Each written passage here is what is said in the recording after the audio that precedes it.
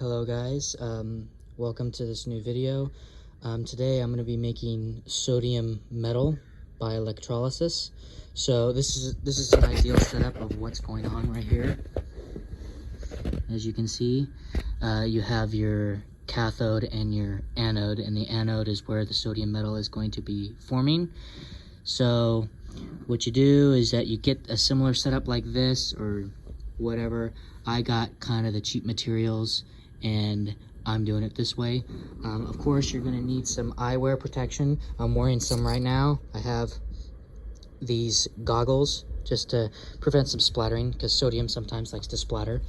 And what I did here is I got this little stand here and I got a car charger. You can use any type of battery or charger to use to get the electrical flow going, but it's up to you, whatever's cheaper. I just have that on hand. And then what I did is that I rigged a little gas tank and I fed it to a Bunsen burner that is burning below. And then you have this evaporating dish. Ideally, you can use anything to make the reaction go. It's just I chose evaporating dish because it has a high heat temperature. So yeah, and then you want to have some type of beaker with some mineral oil to store your sodium after it has been formed. So what's going on here? So sodium is an alkali metal and it doesn't like to exist on its own. So you have to extract it electrolytically. So what happens is, this is a sodium hydroxide liquid here. It's best to use because it makes water vapor. Ideally, you can use any type of sodium compound, carbonate, chloride, whatever.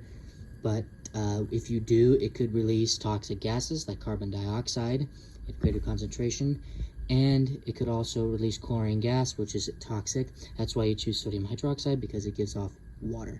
So now, at the anode, your negative, the black, that's where the sodium ions are going to go, and the electrons are given to the sodium there to make sodium metal. And at the cathode, the red one, the hydroxide ions are pulled off, and they are oxidized further to water and oxygen gas, as well as electrons that go to the sodium. So that's pretty much what's going on here. Other than that, that's pretty much the process of how to do it. It's a very slow process. I chose a car charger that you can control the amperage, and like for example, you can go a little bit faster or you can go really slow. I chose a good split between because it allows the sodium to form more stably. And then yeah, and then I just use this piece here to kind of pull it out. And I did notice that when you put metal in this, watch what happens.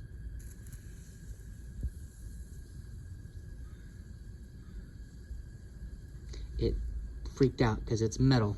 So it's disrupting the electrical flow, and it gives that a charge that repulses everything. So it's kind of hard to pick things up.